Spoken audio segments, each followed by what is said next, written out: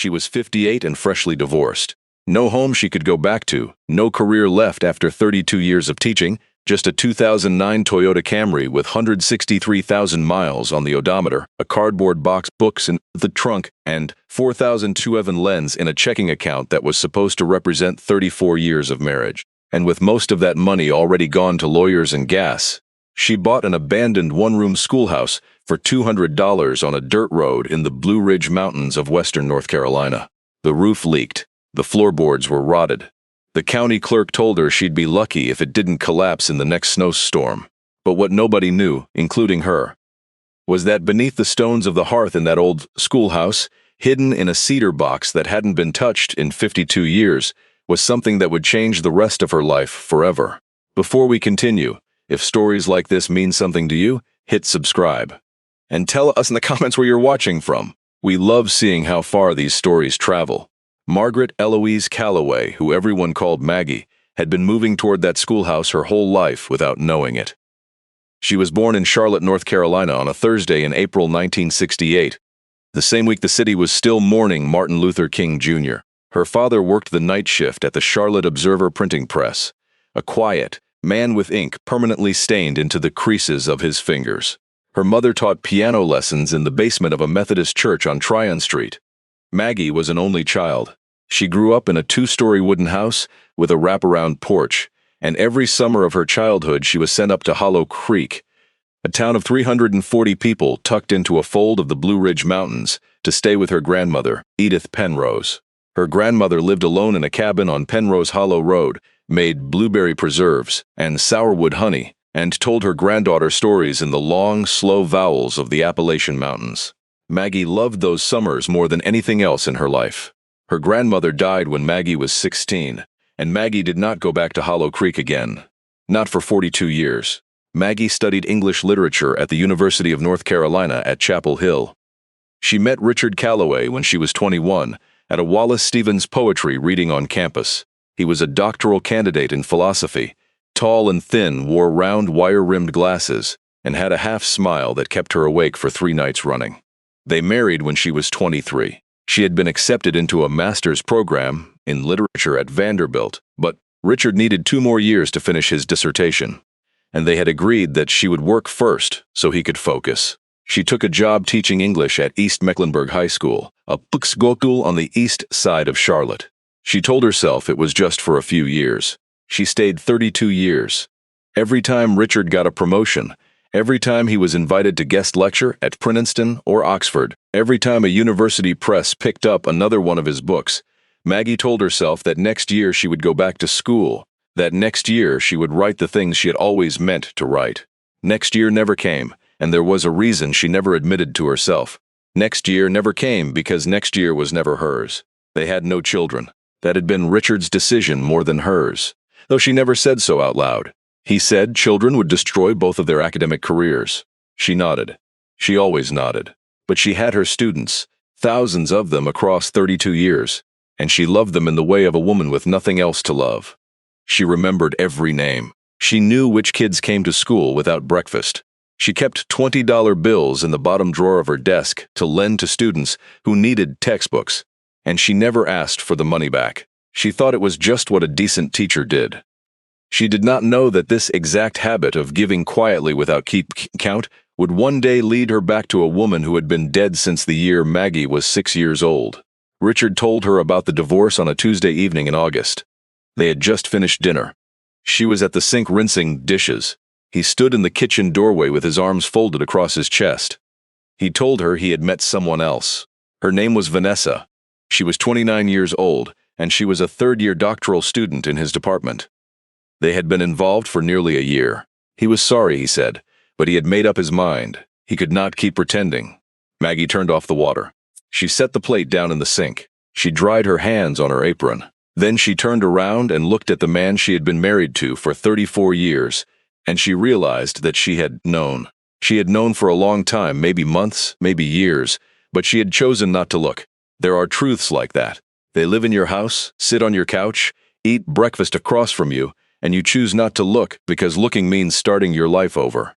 She did not cry. She just said, "Be out of this house by tonight." And he was. Richard's attorney was a polite man with a kind of mercy that is also a kind of cruelty. The house in Charlotte had been in Richard's name since before the wedding, an inheritance from his father. Maggie's retirement account was much smaller than Richard's, because public school salaries are much smaller than tenured professor salaries. The settlement was fair on paper, but fair on paper is not always fair in life.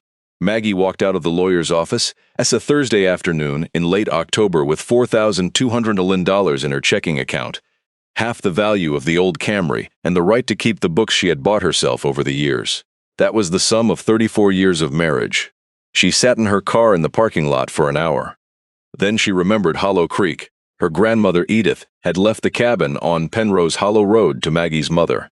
When her mother died of breast cancer in 2008, the cabin had passed to Maggie. She had not set foot in it since she was 16.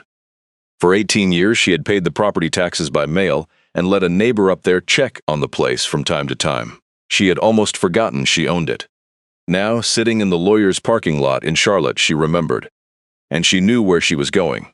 She drove up to Hollow Creek the next Saturday. 200 miles, 4.5 hours. She passed through small towns with old Sinclair gas stations and white-painted Baptist churches sitting on top of hills. She drove up into the long, slow folds of the Blue Ridge, where the morning mist hangs in the valleys for sunrise. The mist that the Cherokee had called the smoke of the mountains long before the white settlers came. She rolled down her window and let the October air come in.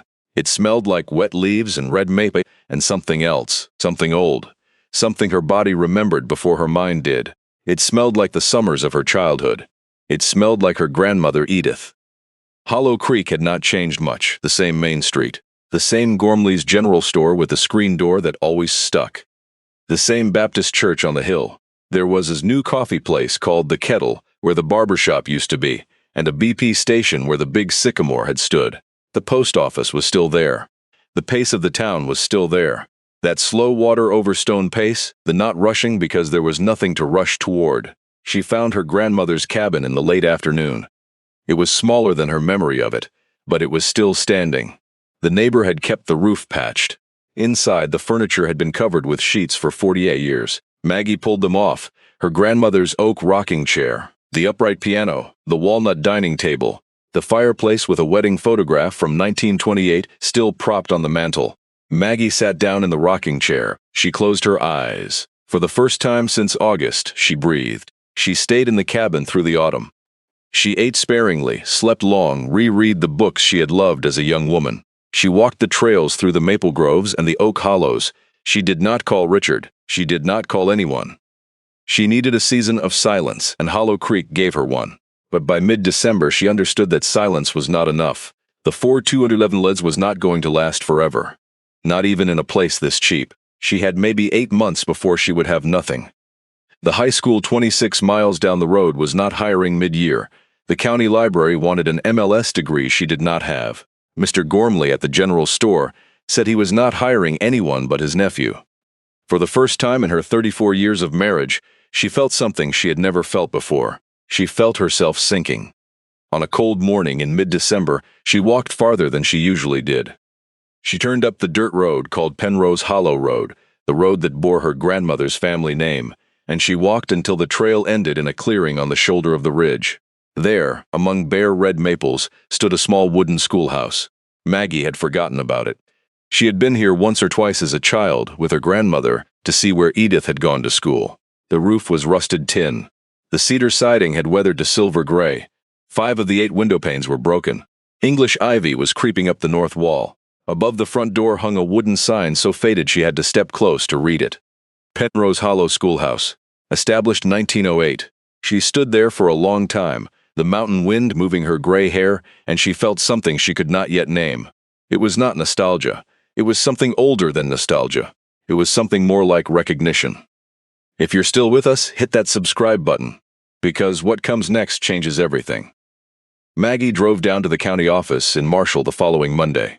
The clerk, a woman named Darlene who wore her glasses on a beaded chain and had the patient smile of someone who had worked behind a government counter for too long, pulled up the records. Penrose Hollow Schoolhouse, closed in 1974, owned by the County Education Board until 1984, then transferred to the county as abandoned property. Listed for sale 4 times over 40 years.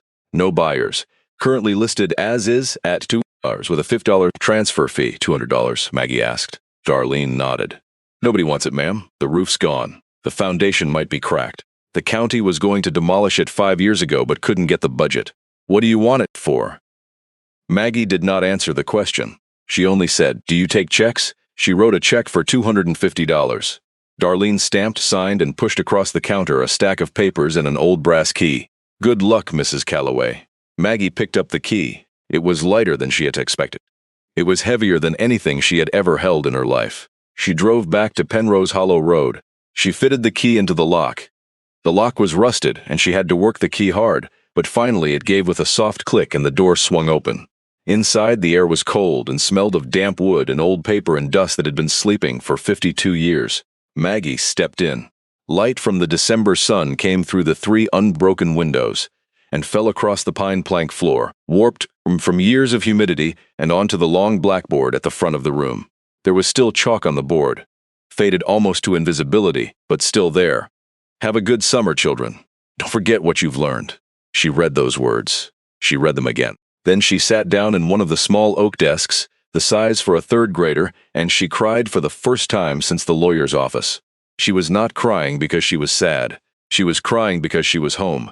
The next day she got to work. She did not know exactly how to begin, but she knew that beginning was what mattered.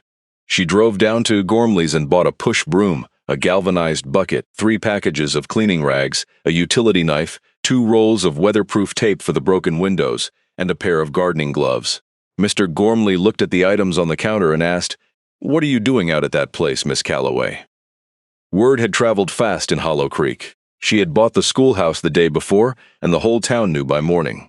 "I'm cleaning it up," Maggie said. "Did you know Cordelia Ashby?" he asked. Maggie looked up. "Who?" "The old teacher, Cordelia Wren Ashby. She taught out there from 28 until the school closed, 46 years. She passed that same month, May of 74. Folks said she didn't want to keep living once the school closed." Mr. Gormley bagged the items. "She was a good woman, Cordelia. You'll find a lot of her out there, I expect. She had no family to claim her things, so her things are still where she left them." Maggie looked at him. "What do you mean by that?" Mr. Gormley shrugged. "I'm just saying, be careful. That roof could come down on you." Maggie went back to the schoolhouse that day with the broom and the bucket and the gloves. She started with the easiest thing. She swept the floor. She had to stop every 10 minutes because her back hurt. She pushed dust and dry leaves and the bodies of dead birds out the front door. She wiped down the row of desks with damp rags. There were 12 oak desks, 2 students to a desk, 24 children's seats in total. Every desk had names carved into it: Bobby, Lavinia, Henley, Marlene, Joseph, Terrell, Eunice. They were old Appalachian names. Names nobody gave their children anymore. She wiped each name clean and wondered where those children were now. Whether any of them were still alive. Whether any of them remembered this place. It was the 4th day before she found the first thing. She was clearing out the small back room, what had been the teacher's office, a closet of a space no more than 5 feet square with a small writing table and a tall metal cabinet. The cabinet was locked. She searched everywhere for the key. In the drawers of the teacher's desk in the main room. In the cracks between the wallboards. On top of the door frame. Finally, she found it taped underneath the teacher's desk, a trick she recognized immediately because it was the exact trick she had used at East Mecklenburg High for 32 years. 2 teachers half a century apart, hiding the key in the same place. Maggie unlocked the cabinet. Inside, stacked neatly on 5 metal shelves, were 46 brown leather journals, each one labeled by hand with a year, 1928, 1929, and so on, all the way to 1974. Maggie stood there looking at them for a long time. Then she took down the first one. She opened it. Monday, September 3, 1928. First day teaching. 19 students, grades 1 through 8. The wood stove would not catch this morning, wood too damp. Henley Pruitt, 3rd grade, has no shoes. Floor is cold for him. I will figure something out. She read on Tuesday. Henley still has no shoes. I stopped at Birchfield's after school today and bought him a pair of lambskin shoes, size 5, $2.40. I will not tell him the price. I will say the shoes were a giveaway because of a small scratch. He will not ask again. Maggie set the journal down. 46 journals. 46 years. A woman had recorded every pair of shoes, every extra lunch, every child.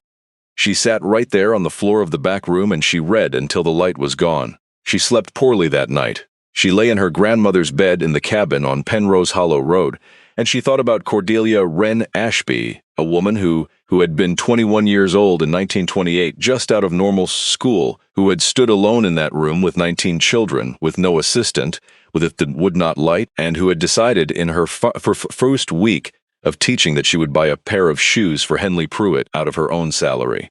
She had done that in her first week. Maggie could not imagine that young woman, or rather she could imagine her, because she had been that young woman, or had once been, or had always been, just had never quite admitted it to herself. There were teachers, and there were teachers. Cordelia Ashby belonged to the second kind. The next week, Maggie hired a local contractor named Jasper Holloway, 59 years old, to help her re-roof the schoolhouse. Jasper was the grandson of one of Cordelia Ashby's old students, and when Maggie mentioned Cordelia's name, his face changed. My grandmother went to school there. She used to say Miss Ashby paid her Greyhound fare so she could go up to Knoxville for nursing school in '53. $8.75. My grandmother tried to pay her back, $1 a month when she started drawing a paycheck, but Miss Ashby never took the money. She told my grandmother to pay it forward to somebody else. Maggie heard those words and felt something move inside her chest. Pay it forward to somebody else. This was what she had been doing for 32 years of teaching in Charlotte without ever knowing why. The 20s she lent to students and never asked back. The textbooks she bought out of her own pocket. The extra lunches. She had done all of those things as if she were paying a debt to someone. And she had never known who she was paying. Now she knew. Jasper and his 2 sons worked on the schoolhouse for 3 weeks. Maggie paid them $200 out of her savings, which was half of what she had left. But Jasper said the usual price would have been double, and he was doing it at cost because it was Miss Ashby's school. When they were done, the building was still old, but it was dry and it was sound, and that was the beginning. Maggie kept working on her own. She painted the walls inside with white paint from Gormley's, $18 a gallon. She sanded the pine floor and sealed it with linseed oil, 3 coats, each one drying overnight. She washed the cabin curtains from her grandmother's house by hand and hung them in the new windows. She brought her grandmother's upright piano in from the cabin. 2 men from town helped her carry it. She set it in the corner near the south window, where the afternoon light would fall on it. While she worked, she read the journals. Every evening, when she was too tired to lift the broom anymore, she sat on the freshly oiled pine floor with her back against the wall and read another one. There was one particular volume, 1941, that Maggie read more slowly than the others, because Cordelia's voice in that one was different, brighter. Happier. Thursday, February 6th. I saw Thomas again at church today.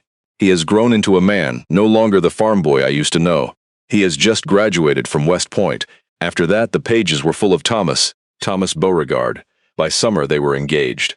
Cordelia wrote on July 7, 1941, he went down on one knee under the maple tree by the schoolhouse. I said yes. We will marry in December when he has his leave. December 1941. Maggie knew that date. Every American knew that date. Thomas did not come home in December. He was shipped out within days of the war declaration. They never married. Cordelia wrote, he left me a letter before he went. He said that if he comes home, he will marry me the moment he steps off the train. If he does not come home, he wants me to keep living. He does not want me to wear black for too long. He wants me to love again if I can.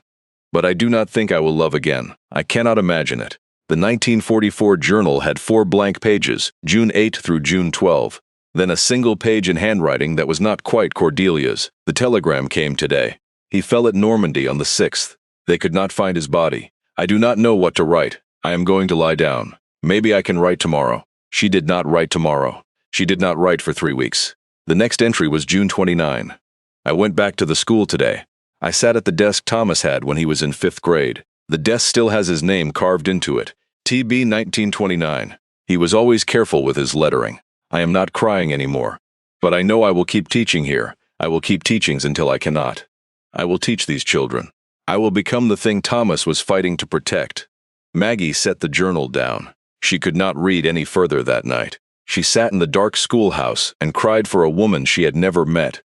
A woman who had been dead before Maggie was born.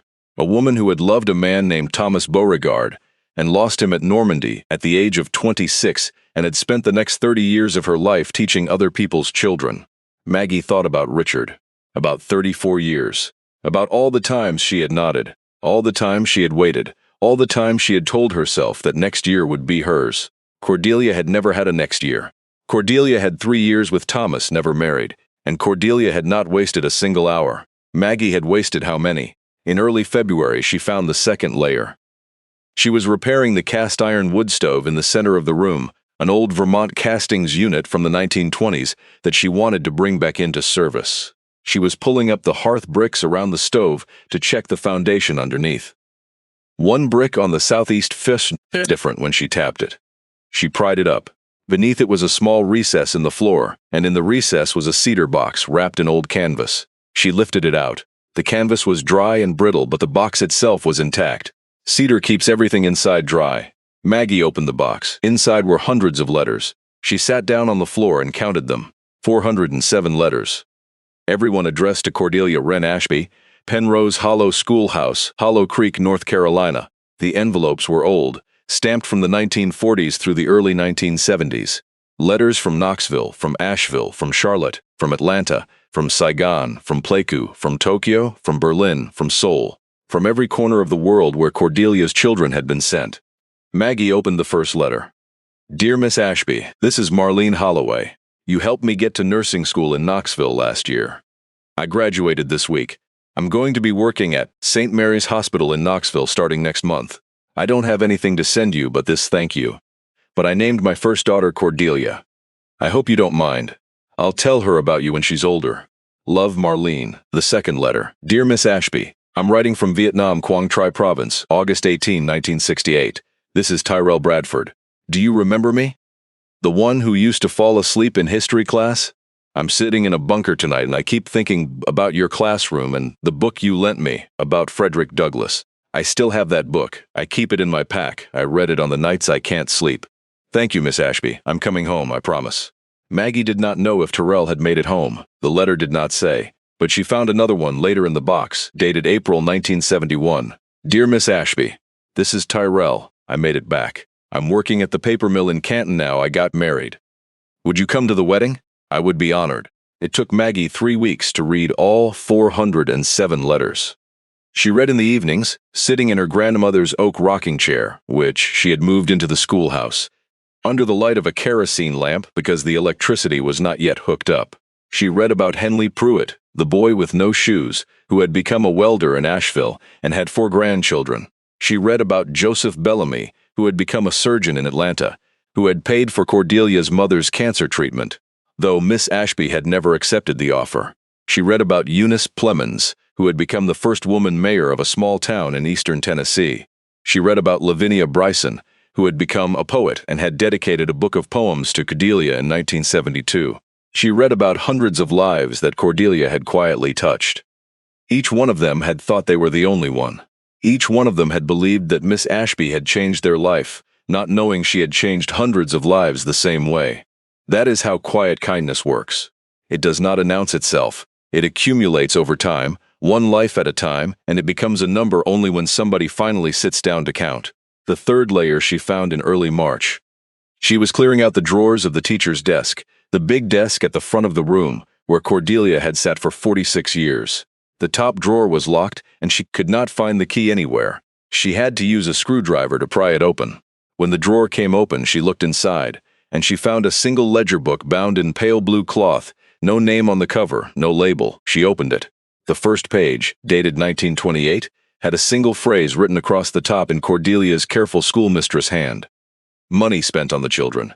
That was the entire title.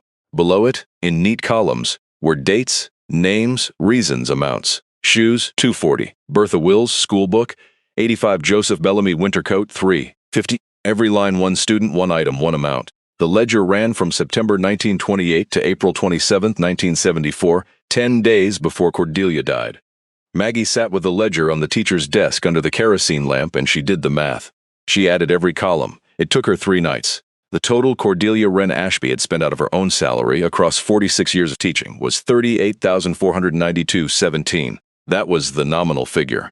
Adjusted for inflation, it came to roughly $420,000 in present dollars.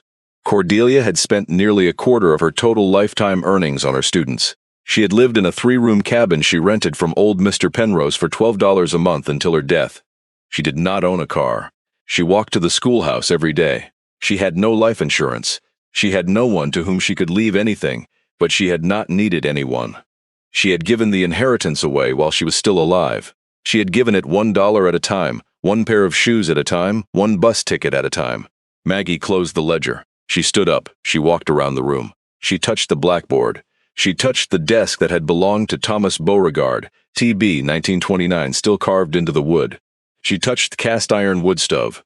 She stood in the middle of the room and said out loud, though there was no one to hear, "I'm sorry I didn't know about you. I'm going to tell people. I promise." And that was when Bradford Whitlock III showed up. He drove a white Range Rover up Penrose Hollow Road on a Tuesday morning in late March. Red mud splashed up the sides of his clean white vehicle. He stepped out wearing a navy suit that was too new for the mountains, Italian leather shoes, a Rolex Submariner, Ray-Ban aviators. 52 years old, hair dyed dark, the kind of artificial tan a man gets at a salon in Charlotte. He smiled when he saw Maggie at the schoolhouse door. It was the smile of a man who had spent 20 years selling real estate. "Mrs. Calloway, is that right?" "Bradford Whitlock III, Whitlock Mountain Resorts. I tried to call you a few times but couldn't get through. I thought I'd just drive up. I'll get right to the point. I represent a development group. We've already built luxury resorts in Asheville and Banner Elk, and we're expanding. Your property, the 11 acres here, combined with 3 adjacent parcels we've already optioned, would be the perfect site for our newest mountain wellness spa. I'm here to offer you $185,000 cash, closing in 30 days. Maggie did not say anything for almost half a minute. She thought about the $4,211 that had now dwindled to $1,380 after paying Jasper and buying supplies. She thought about being 58 years old, with no full pension, no real home, no job. She thought about $185,000. That was security for the rest of her life. That was never worrying again. Then she thought about Cordelia Wren Ashby. She thought about Henley Pruitt's pair of shoes. She thought about $8.75 of bus fare for Marlene to get to nursing school. She thought about the 407 letter in the cedar box. "Mr. Whitlock," she said, "do you know anything about this schoolhouse?" Bradford shrugged. "Old building. I had it surveyed. The structure has no formal historic designation. You got it for almost nothing. Congratulations on a smart investment. I'm offering you 925 times what you paid for it. This is an exceptional offer. A woman named Cordelia Wren Ashby taught in this building for 46 years, Maggie said. She spent close to $420,000 of present value money out of her own salary to buy shoes, books, bus tickets, and hospital bills for poor children. There are 407 letters from her former students in this room. Her fiancé died at Normandy in 1944. She never married anyone else. This is not an old building, Mr. Whitlock. This is the monument of a life." Bradford nodded patiently. "That's a beautiful story, Mrs. Calloway. I respect that. But stories don't pay the bills. $185,000 does. My offer is good for 7 days." He handed her a business card. He got into the Range Rover. He drove away. Maggie stood in the middle of the dirt road and watched the dust settle behind him. Those 7 days were the hardest 7 days of her life. She thought about the money every night. She did the math. She wondered if Cordelia would have wanted her to sell. Maybe the money could continue Cordelia's work in a different way. Maybe she could endow a scholarship. Maybe that was the wise thing. On the 5th night, she opened the small iron strongbox she had found inside the metal cabinet. The one box she had not yet opened because she had felt it was the most sacred thing in the room. She opened it under the kerosene lamp. Inside was a letter from the War Department dated July 8, 1944, notifying Miss Ashby of the death of First Lieutenant Thomas Beauregard at Normandy. There was a purple heart with the serial number clearly stamped on the back. There was a bundle of love letters tied with a faded ribbon, more than 40 of them, written in the careful hand of a young West Point cadet. There was a simple gold engagement ring with a small diamond, never worn. And there was a black and white photograph, yellowed with age, of 2 people standing in front of the schoolhouse. A young man in an army officer's uniform, smiling. A young woman in a print dress, her hair braided, standing beside him. It was Thomas. It was Cordelia. They were young. They were in love. They did not yet know what was coming. Maggie held the photograph and she cried for a long time. She cried for Cordelia. She cried for herself. She cried for every woman who had ever loved and lost and kept going. When she stopped crying, she knew what she was going to do. She called Bradford Whitlock on the morning of the 7th day. "Mr. Whitlock, I've made my decision. I'm not selling, I'm never selling. This schoolhouse isn't mine to sell. It's the legacy of someone else, and I'm only the one who keeps it." Bradford was silent. Then he said, "Mrs. Calloway, you're making a serious mistake." "I hope so," she said. "Goodbye." 2 weeks later, Maggie drove down to the county office in Marshall. She brought Cordelia's ledger, the 407 letters, the 46 journals, and the iron strongbox with Thomas Beauregard's medal and love letters. She met with a local attorney named Eunice Plemons, 57 years old, not the former mayor herself but her daughter. Eunice listened to Maggie's story for 2 hours. At the end, she took off her glasses, wiped her eyes, and said, "I'll do this work for free. My mother wrote to Miss Ashby in '68. I read that letter when Mama passed in '93. This is the right thing." They submitted Penrose Hollow Schoolhouse to the National Register of Historic Places. The application took 8 months, but in December of the following year, the schoolhouse was officially designated as a federally protected historic landmark. It could not be demolished. It could not be sold for commercial development. Bradford Whitlock did not come back. His resort was built in a different valley 28 miles away. Maggie did not stop there. She founded a nonprofit, the Cordelia Wren Ashby Foundation, using her last $500 to file the paperwork. The first donation came from Jasper Holloway, who returned the $200 she had paid him for the roof work, saying it was the foundation's first gift. Then she wrote to the former students. Maggie had kept the return addresses from all 407 letters. She wrote 316 new letters, one to each living former student or surviving family member she could trace, each one written in her own hand, telling them what she had found and what she was building. Within 3 months, 189 of them had written back. Some sent $10, some sent $500. Joseph Bellamy, the surgeon, sent $15,000 with a letter that read, "Miss Ashby saved my life. I have been waiting 50 years to repay her. Thank you for giving me the chance." In the first 6 months, the foundation took in $68,000. Maggie used the money to reopen the schoolhouse, not as a formal public school but as a community learning center.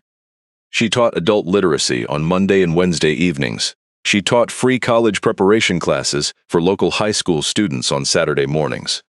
She hung an enlarged black and white photograph of Cordelia and Thomas on the wall above the wood stove, the photograph from 1941, so everyone who came in would see who they had been. At the end of May, exactly 52 years after the day Cordelia Wren Ashby had died, Maggie held a memorial gathering at the schoolhouse. She invited every former student she had been able to find. She expected maybe 24 people. On the day of the gathering, 143 people came. They drove in from Tennessee, from Georgia, from Virginia, from Florida. The youngest was 61 years old. The oldest, a woman named Lavingia Bryson, was 94, and her daughter pushed her up the gravel path in a wheelchair. They told stories. They held one another.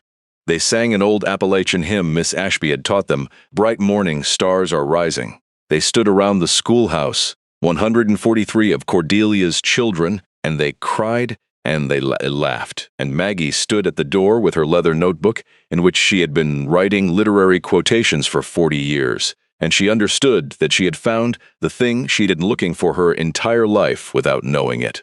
Her grandmother Edith had said something to Maggie when Maggie was 10 years old, a sentence Maggie had forgotten until that autumn. Her grandmother had said, "Some lives only finish their meaning when somebody else takes them up." Her grandmother had attended Penrose Hollow Schoolhouse from 1920 to 1928, just before Cordelia came to teach. Her grandmother had not been Miss Ashby's student, but her grandmother had known about her. Her grandmother told Musa at the schoolhouse when Maggie was a 10-year-old child sitting on Edith's lap in the rocking chair. Maggie had forgotten. For 42 years she had forgotten. But maybe she had not really forgotten. Maybe all the 20s she had lent to students and never asked back. All the shoes she had bought, all the extra lunches, all the afternoons she had stayed late to help one struggling child. Maybe that was how Cordelia had been living on through her without her knowing. Maybe kindness moves through the generations like an inheritance. From one teacher to another, from a grandmother to a granddaughter. From Hyde in Hollow Creek in 1974 to another woman who would pick up the same work 52 years later. Maggie never remarried. She did not need to. She lived in her grandmother's cabin on Penrose Hollow Road, walked to the schoolhouse every morning the way Cordelia had, and taught until she could not. Some lives only finish their meaning when somebody else takes them up. Cordelia Wren Ashby had loved a man and lost him at 26. She had lived another 48 years after him, and had touched perhaps 850 children in that small schoolhouse. Margaret Eloise Calloway had loved a man for 34 years and lost him at 58. She lived another 21 years after him and touched thousands more. And one day, after Maggie was gone, somebody else would walk up Penrose Hollow Road and into that schoolhouse, and the unfinished circle would keep going. One pair of shoes, one bus ticket, one extra lunch, one letter, one life at a time. That is what legacy means. Not money, not houses, not names on buildings. The way we treat each other when no one is watching, carried across generations, across decades, across wars, across broken hearts. Cordelia never knew Maggie's name. Maggie did not know Cordelia's until she was 58 years old. But the two of them, half a century apart, built something together that was larger than either of them. If this story moved you, subscribe to the channel and share it with someone who needs to hear it. And tell us in the comments, who was the teacher who changed your life? Speak their name. Say thank you whether they're still here or whether they're gone. They will hear it. Somehow, in some way, across whatever distance there is, they will hear it. See you in the next one.